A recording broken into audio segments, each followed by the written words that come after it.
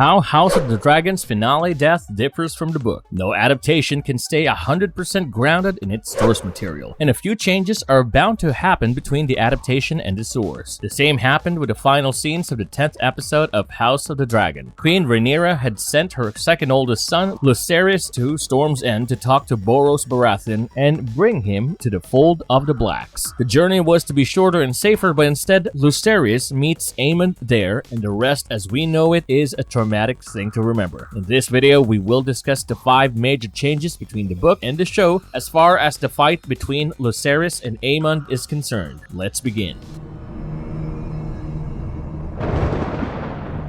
Borros. Number 1. We never see the conversation between Amon and Borros Baratheon. Amon had reached Storm's End well before Lucerys Velaryon did, and the one-eyed prince had already made a pact with the haughty Lord of Storm's End. Here, Lord Baratheon was telling Amon about how Rhaenyra had been treating him, and he offered his support to the Greens only if Amon chose one of his 4 daughters as a wife. Amon does choose one of the daughters, but indefinitely not the second eldest daughter named Maurice. In the show, when Lucerys reaches Storm's End, he notices Vhagar parked outside and trembles in fear before going inside.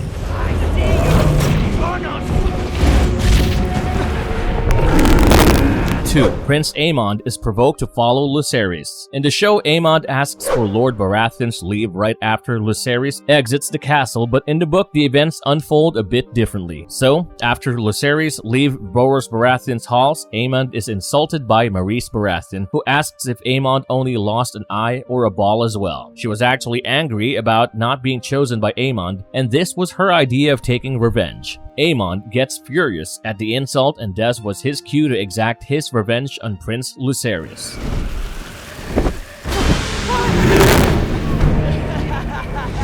3. The battle itself was not described. We see that the battle between Arrax and Lucerys rages for quite a bit. The 2 dragons struggle to stay aloft amidst the rain, more specifically, Arrax. Lucerys understands that his dragon is 5 times smaller than the foe and tries to hide between the rocks. In the end, he breaks out of the storm and is chomped by Vhagar. However, the battle itself was not described in the book and was an invention of the showrunners.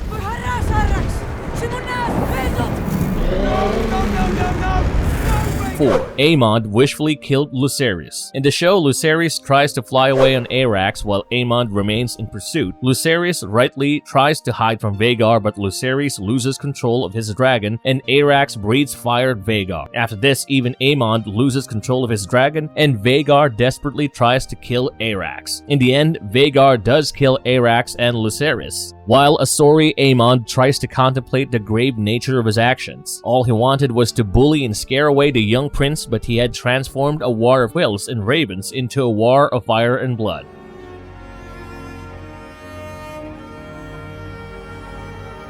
Number 5. Damon was present at Herron Hall. In the book, it is mentioned that Queen Rhaenyra collapsed when told of Luke's death, and Luke's young brother Joffrey swore a terrible oath of vengeance against Prince Amon and Lord Borros. Furthermore, they received a letter from Prince Damon, who writes, "An eye for an eye, a son for a son. Lucerys shall be avenged." But in the show, it is Damon who tells the queen about her son's death. Clearly, Damon was still in Dragonstone.